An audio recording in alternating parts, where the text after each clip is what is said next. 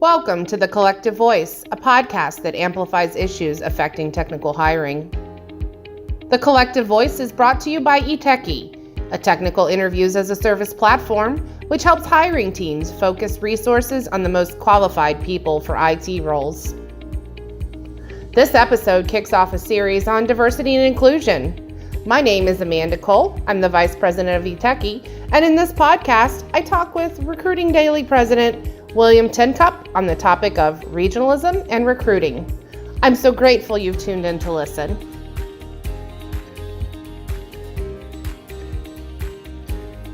All right, hey, this is William Tincup, President of Recruiting Daily, and I have an amazing guest today, and we're going to talk about a fascinating topic that has many, many legs. And so without further ado, Amanda, if you'll do us the honor, please introduce yourself. Sure. Thanks, William. I'm Amanda Cole. I guess Ryan would introduce me recently as a powerhouse over here at eTeki. I'm a little bit more humble than that. So I'll just say I'm part of the team here at eTeki, and I'm excited to be here and have a conversation with you today. Absolutely. So the topic at its base is because we're Amanda, again, she's very humble. She's an expert in technical recruiting, what it takes not only to find the talent, but to once you find the talent, what do you do with the talent? How do you interview them? How do you take them through the paces? How do you know what they've done, and how do you validate what they've done, and how do you make great tech hires? So when we first started talking about technical recruiting, kind of going down the paths of like, what could we explore, what would be fun, one of the things we thought of was regionalism.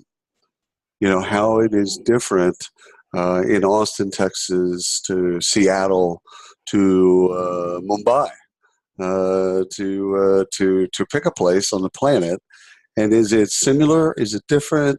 How's it done? How is it better? How's it worse?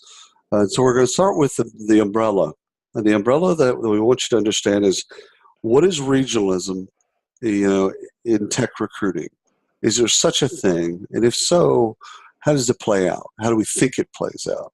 What are some of the important saleable points and questions and answers that we need to go through? So, Amanda, let's just start with like the basics. Regionalism and tech recruiting.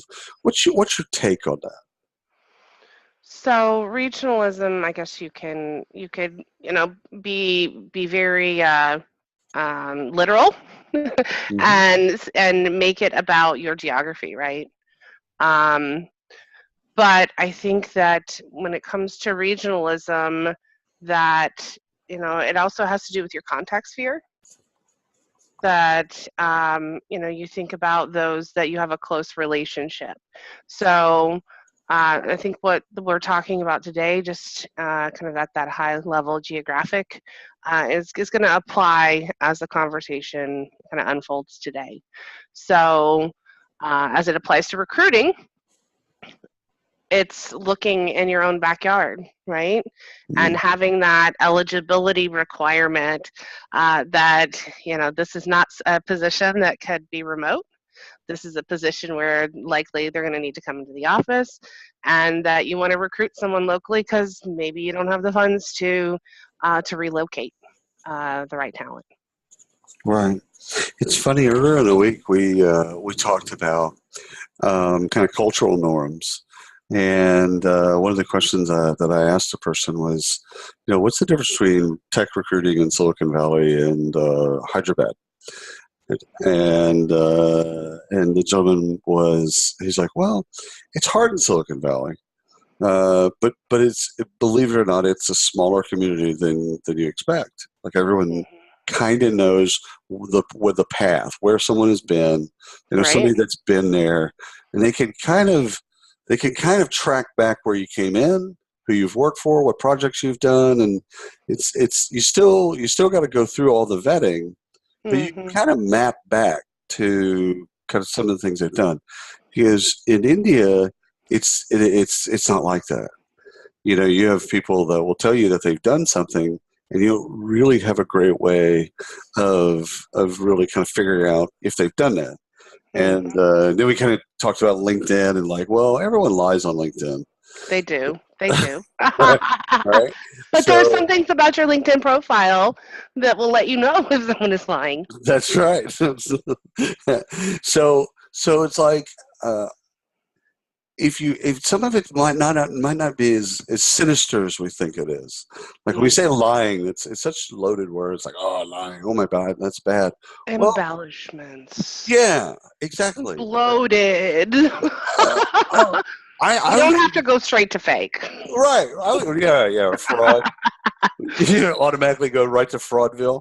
No, I was thinking more of like how one thinks really, really positively about themselves, and maybe they think more positively about what they did and how they contributed than they really did. Well, that's what the reference check is for, right? One was But before you get to that, um, in terms of predictive validity, you look at the behavioral based framework of interviewing, and using that as a as a tactic to make sure that there's enough detail behind someone's story that helps you to have certainty and confidence that the project that's on their resume, actually they were as in depth and hands-on as they claim to be. right. It's interesting.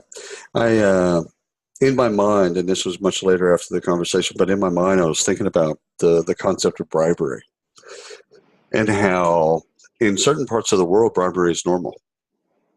Like, Yeah, here it quid pro isn't quo. as Yeah. right, it isn't as much. Although I will give the audience a quick tip. There is a cash discount on almost anything you do in the service industry. Hmm. So if you have the cable person come over and they're like, "Oh, I can't do the thing about the thing," and you can literally say,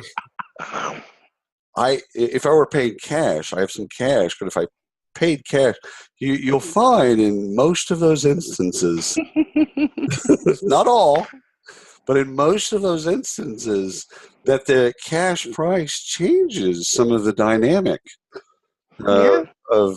So I'm not saying bribes. However, I've noticed that when I've had like refrigerators installed and taken away, that there's a cash price to some of those things that just kind of makes things a little Cash bit is easier. cash is queen. Yeah, cash is queen.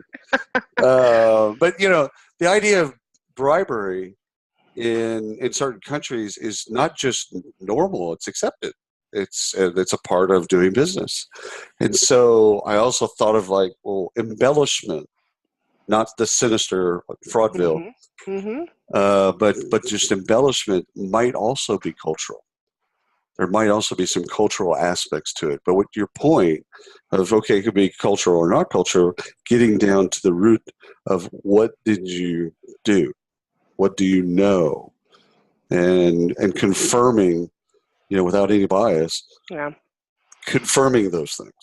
So I'm gonna circle back around there. It may not be that it's cultural. Embellishment, Hmm. I think, has some ATSs have some blame to take here. Mm. The applicant tracking system is designed to funnel out all the resumes that are Yeah. not applicable, that the recruiter and give the recruiter what they should focus on. But candidates are trying to game the ATS and pack as much into that resume as they possibly can make logically fit in order to get through the tech to the human. Have you considered that before? I like that. I like that. Yeah, well, to get to the human, you get to, again, what they've done in tangible terms. Because Mm-hmm. that's you've got to like versus like. You've got to compare the apples to apples in order to make a great hiring decision. You can't be comparing unlike items. Yeah. So you're right. Yeah, I can see that. It is kind of a game of the funnel set up to knock out, not Mm-hmm. not necessarily to include in. Well, and we may have kind of jumped ahead here and talked about one of the challenges of kind of breaking free from regionalism. Hmm. But definitely when you are talking about how do we look at our eligibility requirements and go beyond looking within our geographic region, how do we do that, and how do we screen in a manner that is going to provide us a better hiring outcome, Right. Do you? while also breaking free of the laziness, if Hmm. I could use the word, of depending on knowing where someone claims to have worked previously and assuming that their hands-on work will suit the work that needs to be done at the company that you're hiring them for. Right. Well, let me ask a loaded question. Do you think regionalism is code for bias? It depends on what your goals are as a company. If your goals as a company um, are to serve a regional population and you need a mindset of employees that think like your users, we'll put on the tech hat here for a minute. If you're providing technology for a specific region, then it makes sense to have your technology team represent your region. Right.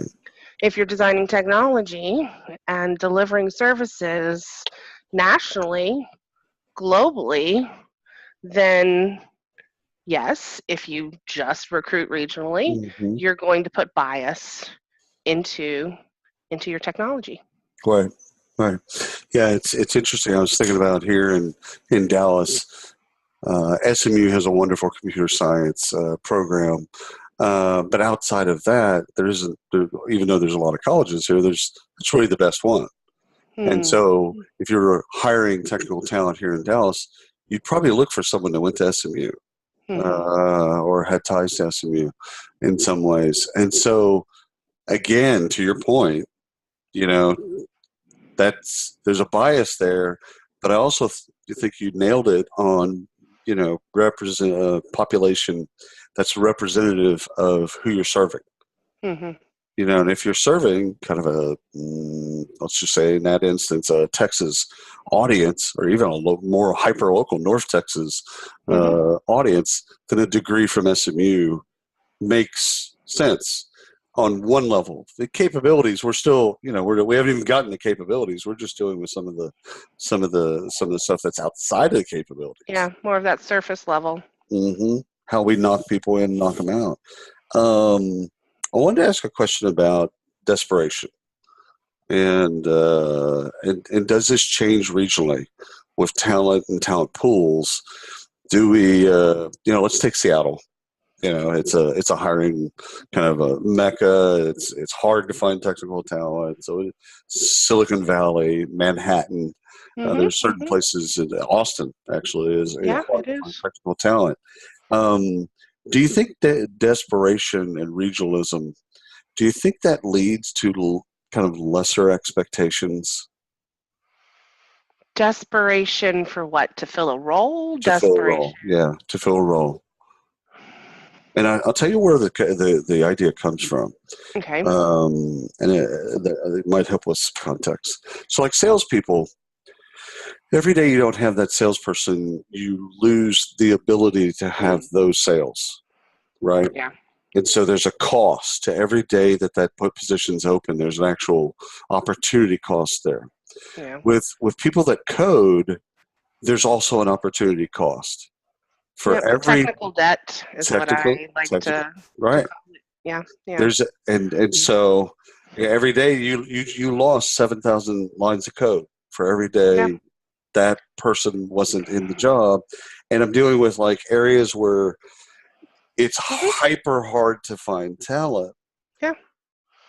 So, from my perspective, it's more about, are you going to settle for less than the criteria? You're going to settle for less in terms of skill qualifications just to fit the hiring from that region just because you don't have a budget to move someone, just because you don't know how to facilitate a remote working relationship that has trust? Or are you going to pivot? Are you going to look at the data and make a decision that I need to switch up my requirements a little bit? I need to look past my region. I need to look for someone who can start day one on the job performing at, 90 to 100% versus 50 to 60. I think that tracks for me, because especially as it relates to values.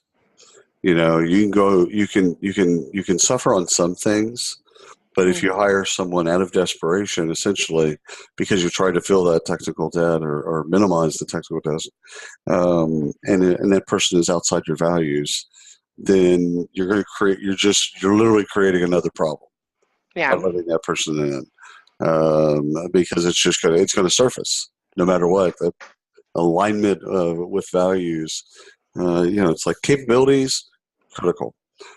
Cultural fit, however one defines that, okay. One would say critical, important, whatever.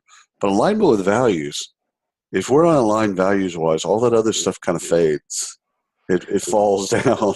Agreed. But wouldn't you call those critical items that you just mentioned more about the suitability of a candidate versus an eligibility?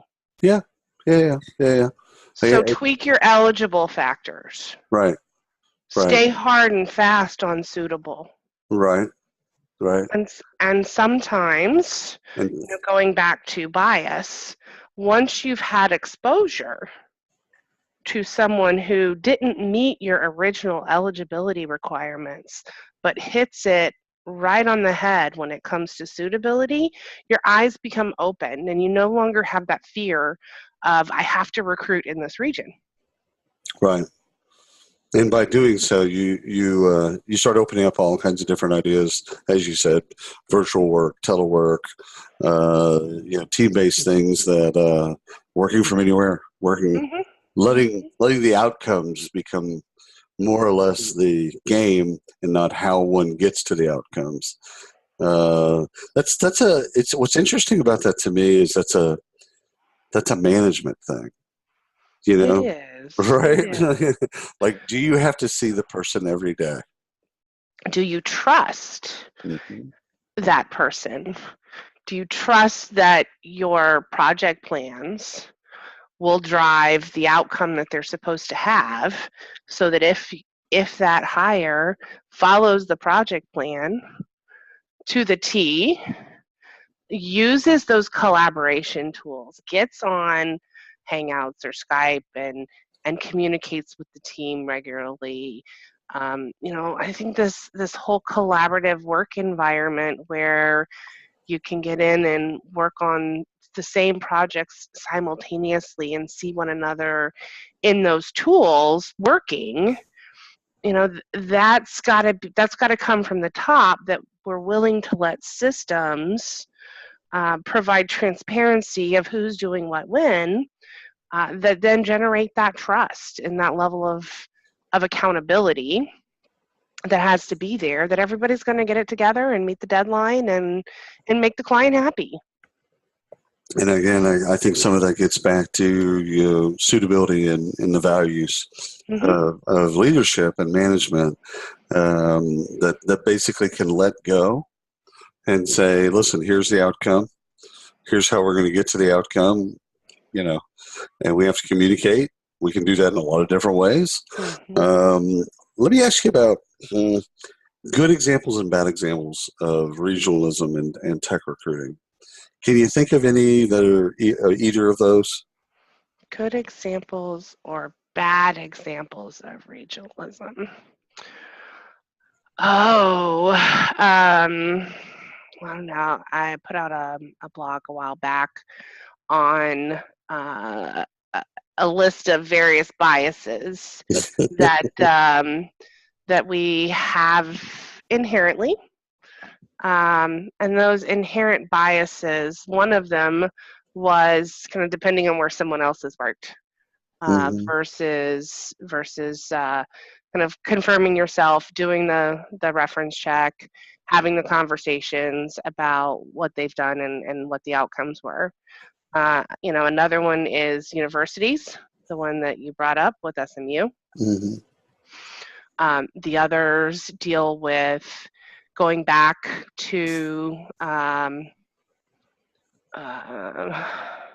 it can go back to race. It can go back to gender, right? So the experiences that you've had with someone who's from another culture that were negative in the past, you've stereotyped that every work or personal instance with someone from that culture or someone from that race is going to be the same.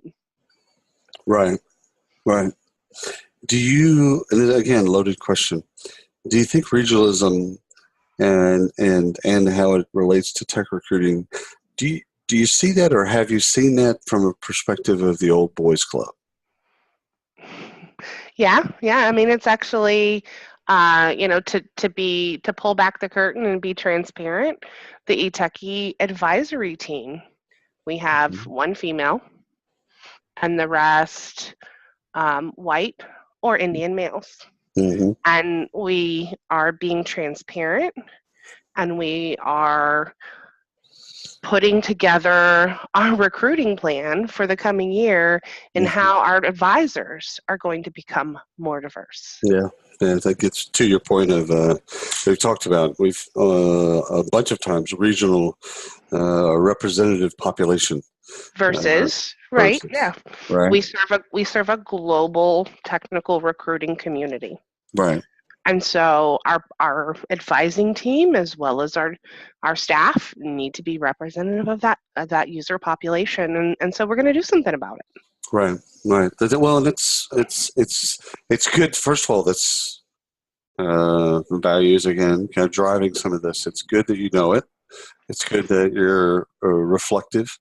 It's also good that you're transparent, because it's a part of this. You're kind of like, hey, listen, we recognize we have a problem here, and we also recognize that we can fix it. So let's start taking the steps to fix it, and again get to the goal of more representative population, who we serve. Let's say it's 50-50 male female. Well, we need to be closer to that than not. Right. If that's the case. I mean, even if you think back, William, the Me Too movement, and all of the headlines that have come from Silicon Valley. What do you think? Do you think regionalism played any part in the lack of female software engineers and leaders in those companies? I not only think that, I think that it was all bias that drove some of that it's like me bias, which is a very popular bias in hiring. That I went to Stanford. I have a computer science undergrad and a mathematics master's, and Bob did the same thing. So Bob's like me. So how can Bob be a bad guy?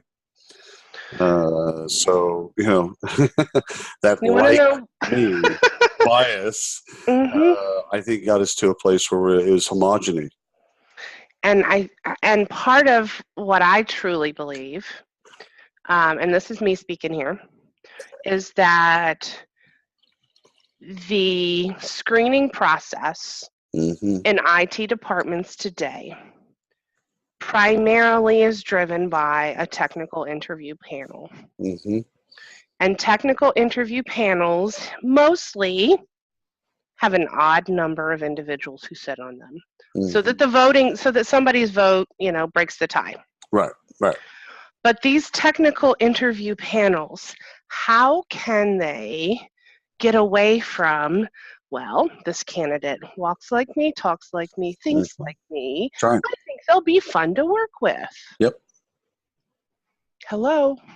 Yeah. And we wonder why D&I in tech companies and in IT departments is such a huge issue that's being discussed right now. Well, I don't think we arrived here by accident. I don't think, you know what I mean? Yeah. It didn't shock me when we heard stories about Hollywood and people in power abusing power, said power for some type of gain, sexual gain, etc., or people in Wall Street, a ton of money, and again, same thing, mostly men, and using power and authority to subjugate, if you will, and garner some type of, in a power relationship, garner some type of sexual outcome. The technical issues in Silicon Valley, not the funding issues, because the funding issues, I think it's the same thing. Yeah. I actually think that the VCs and the private equity and all the people with money in Silicon Valley, I think there's no different than Wall Street and Hollywood. They basically get to a point where there's so much money that they could feel like they could do anything. It's a godlike complex, and and bad things then happen. Got it. Mm-hmm. Technical hiring, I think there is no shock to me because there was very few women at the beginning, mostly men, like a lot of industries, and you can track it back to World War II if you want to. And you can kind of come forward, and males just prefer to hire males, and which is wrong on every level. There's no way to make that right. It's just wrong, and I think that it's still going on in droves.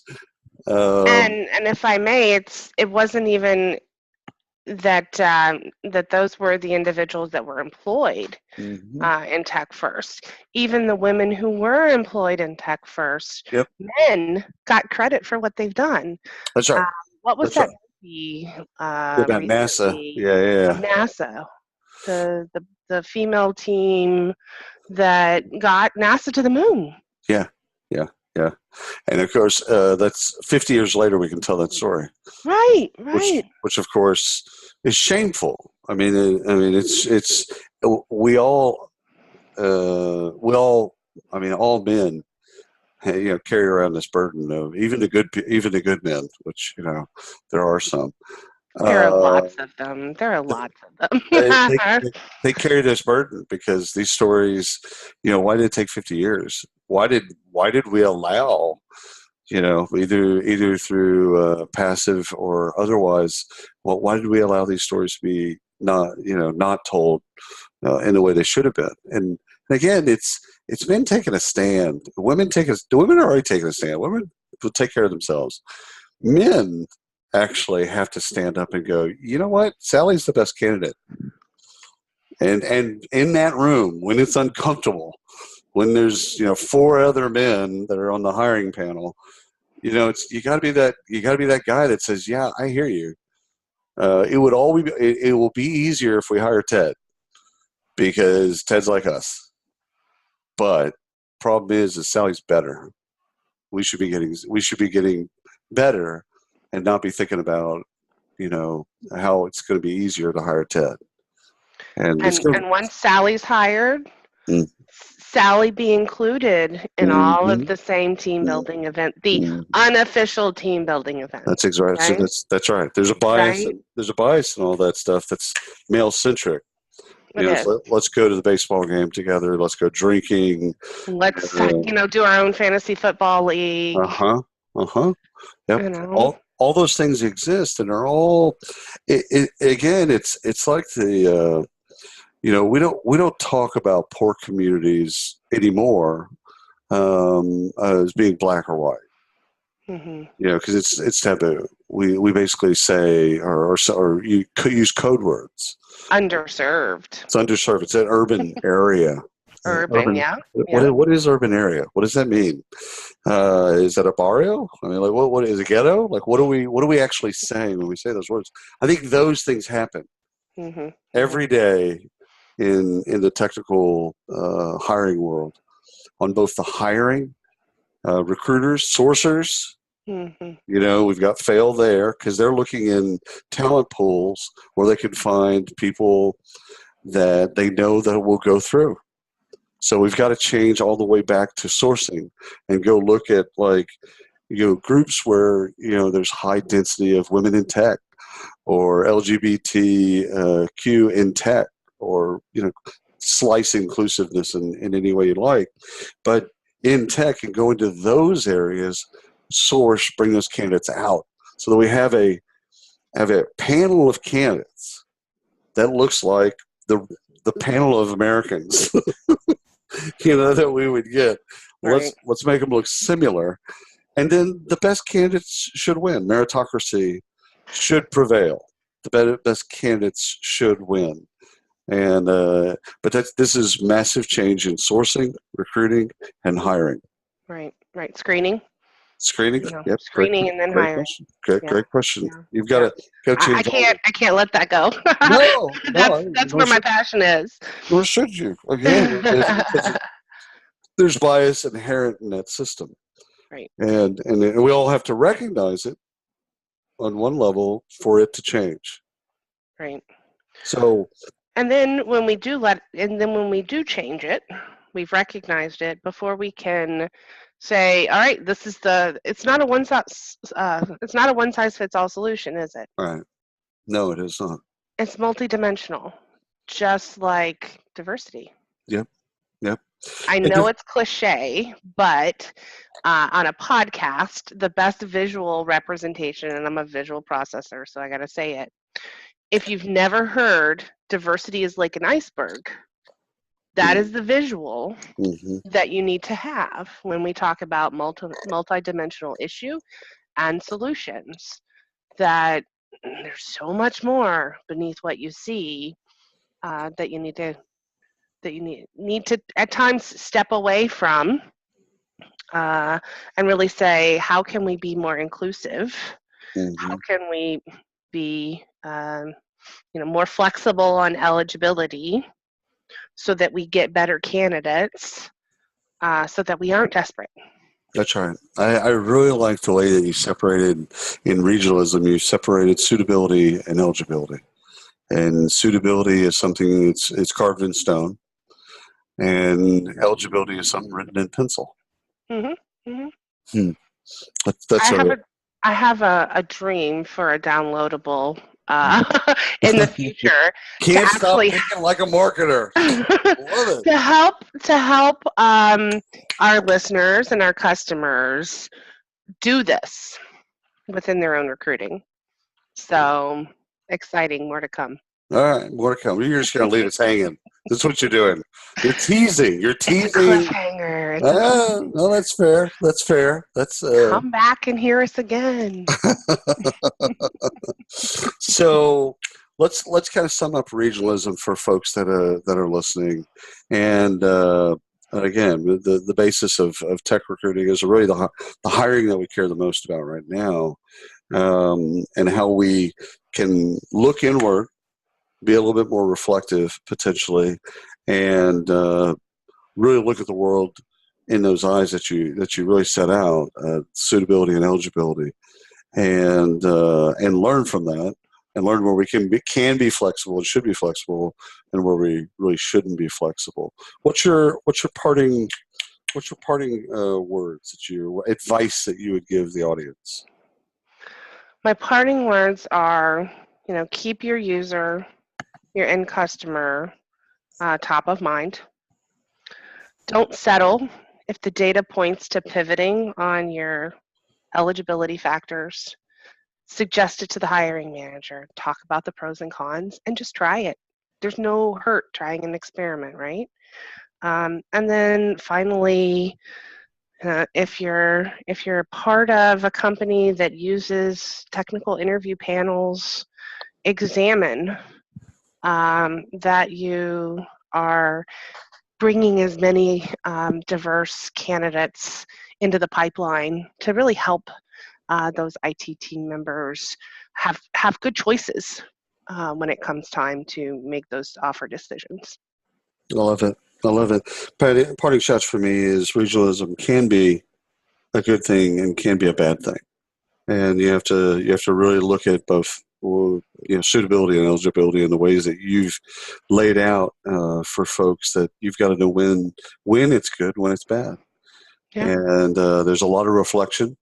There's a lot of looking inward and go, what is our process? How do we go about this thing? And how do we go to the outcome that we want to, what is the outcome and how do we reach that outcome in hiring, in technical hiring in particular? Well, this has been fantastic. I had fun. Yeah, time flew by. This is fantastic. I want to thank the audience for listening. Again, this is William Tincup and Amanda Cole. So you can check us out. And thank you for the time. Thank you for allowing us to invade your ear hole, if you will. So there you go, everyone. Have a great day, and thank you. Happy recruiting. Bye-bye. Thanks for listening to The Collective Voice. If you or someone you know is interested in a transcript of this podcast or other topics impacting technical recruiting, please visit resources.eteki.com today.